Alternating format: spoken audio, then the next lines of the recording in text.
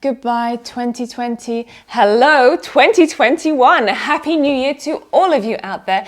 Hoping that this year is going to be a wonderful year for you all. And in today's episode of Dr. Noor, I've got a very, very special treat for you. I'm going to be sharing with you my 5 top tips to help you get through a healthy and successful 2021.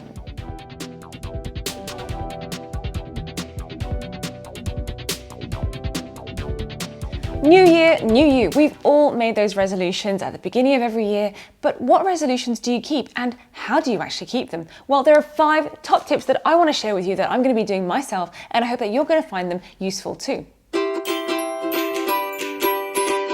Tip number 1, your health. This year is the year of your health. As a GP, I'm going to drill it down to you guys. Please, please, please put yourself forward and make sure that your health is your number 1 priority this year.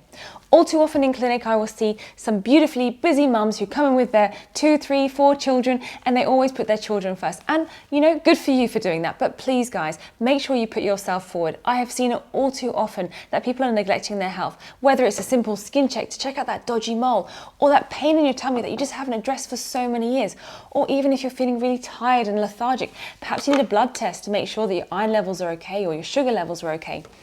Or even if it's just as simple as coming in to check your blood pressure. If you have a high blood pressure, you're unlikely to have any symptoms from it, but you're at increased risk of having conditions like heart attacks and strokes. So it is super important to put yourself as number 1 priority. And even if you don't have lots of children and you're just cruising along in life, please also make sure that this does come out for you as well. You guys also need to get your health checked on a regular basis. Not only can you get a physical health check, but you can also get a mental health check as well. This past year has been particularly taxing and draining for a lot of us out there. Many people from my experience in clinic have been coming in with mental health disorders such as anxiety, depression, low mood, feeling like they can't cope. And guys, it is so important to know that there is a lot of help out there. Whether it's just seeing a GP on a regular basis for a therapeutic conversation, and from experience this does really help, or whether you need to be referred to a psychologist, somebody who is trained in mental health that can speak to you on a one-to-one basis and give you coping strategies of how to get through this difficult time. Or finally, whether it's medication, and as a general practitioner or even your local doctor, they can prescribe you this medication if you are feeling anxious or if you are feeling low mood.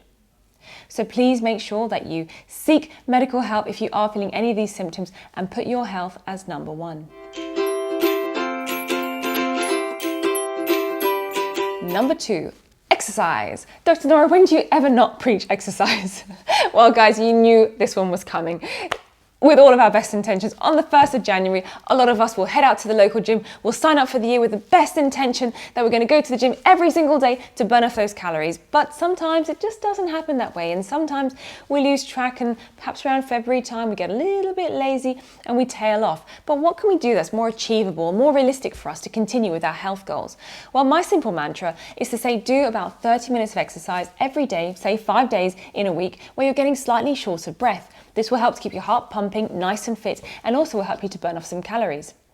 So for me personally, I'm going to be doing some lightweight exercises this year, say every day this week, and I'll also be doing a bit more cardio where I'm going to be jogging around the block. What are you guys going to do? Let me know in the comment section below.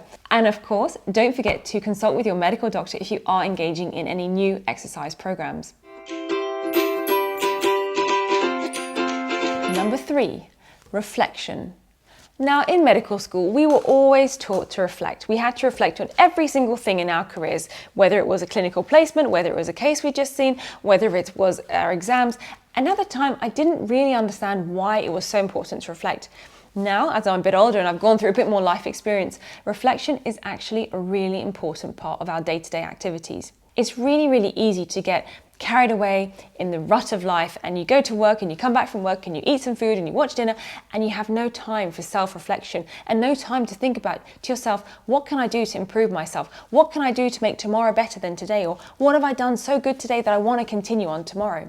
It is so important to reflect, and it could be as simple as when you're doing the dishes or when you're tidying up after dinner, that you think about your day and you think about what things you want to achieve the next day. It really helps you to keep on track and keep your brain aligned, because it's so simple to get into a rut of a downward spiral.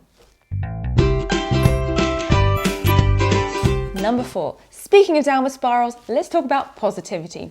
It's super important to maintain an air of positivity around you. We all have negative thoughts from time to time, and that is completely fine, as long as you're able to contain them, to embrace them, to experience them and then let them go. Sometimes negative thoughts can be contagious. So if you were to have a negative thought and you give it to somebody else, then that person can then have a negative thought, and then it keeps going around in a circle. But rather than doing that, think about why it is that you're feeling negative. Think about what you can do to improve it, which also comes in with reflection and meditation. And then try and spin that negative into a positive. It's very hard, and I know it's very hard to maintain positivity at all times, but it is important for our self-esteem and for our confidence. If you feel positive, then you will exude positivity to the rest of the world. For example, I look really cool today. Yeah, I love what I'm wearing. I think it's pretty cool. I think people around me will enjoy this awesome cape of a sleeve. And you'll go out and you feel really confident and your self-esteem is good. And then other people around you will sense that your self-esteem is high and you're feeling confident, and they'll also feel positive with you. Trust me, try it. Try being positive and seeing if you can get somebody else to be positive around you as well. It does work a charm. Number 5, diet. Now, I'm not talking about crash diets after the silly season. I'm not talking about going onto some fad diet or excluding this amount of food from your diet or taking this particular berry. No. We're taking it back. We're going really traditional. Guys, I'm just talking about healthy options. So when you're presented with a burger with chips or fries versus a nice healthy salad with some grilled meat, take that option rather than this one.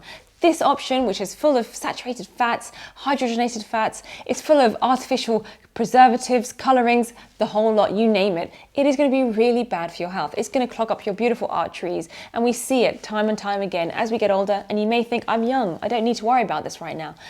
But just remember, your arteries, you only have one set of arteries, and once they get clogged up, it's very hard to get rid of that clogging, and it starts from a very young age. So if you're going forward and you're having lots of unhealthy choices, then those arteries, they may be good today, but tomorrow they're going to get more clogged, increasing your risk of cardiovascular problems, heart problems, strokes, heart attacks. You don't want that. Seriously, trust me, you don't want that. Rather, instead, switch to a healthy option. Take something like a salad or a grilled meat option. Or if you don't eat meat, choose something like a fish, a nice grilled fish.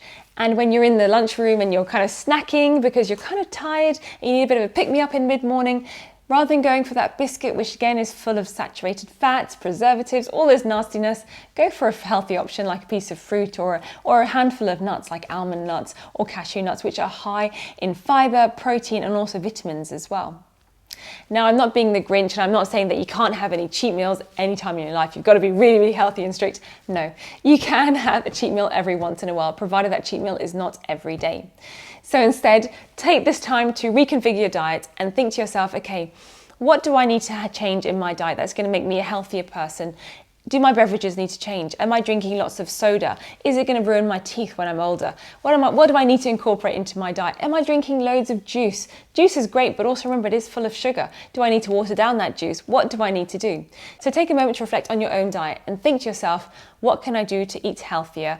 What can I do to preserve my arteries? What can I do to live longer and healthier and happier? Not only does a healthy diet help us to live a long and prosperous, healthy life, but it also helps to build up our immune system. Take a look at my video in the link in the description below, where I use natural ingredients to boost up the immune system, and you'll be surprised of how much vitamin C you'll find in red bell pepper.